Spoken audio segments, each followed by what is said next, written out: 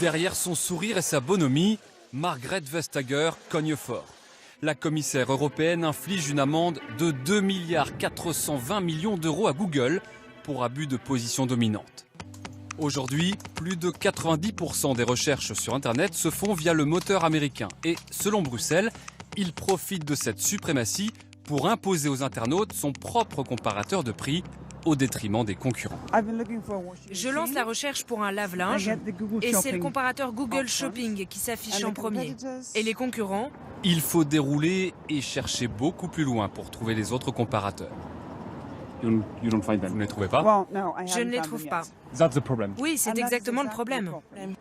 Quel coût, Idealo, le guide, autant de concurrents relégués en 3e ou 4e page de recherche, donc sans aucune chance de clic, des sites soulagés par cette décision. Quand vous allez cliquer pour comparer les prix, désormais, vous aurez le comparateur de Google et les autres, de manière équitable, avec les meilleurs résultats.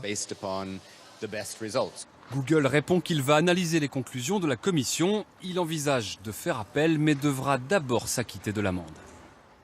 Jean-Paul Chapelle, on l'a compris, la Commission européenne frappe fort et ce n'est pas la première fois qu'elle condamne des grands groupes à de très fortes amendes. Oui, regardez l'amende record infligée par Bruxelles à Apple.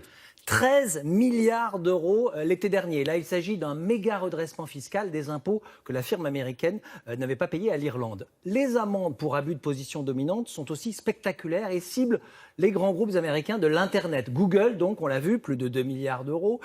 Intel, leader mondial des puces informatiques, plus de 1 milliard en 2009.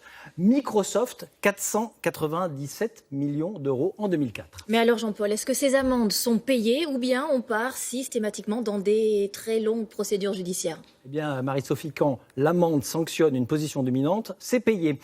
Intel a payé, l'entreprise a fait appel, mais elle a dû verser la somme en attendant le jugement.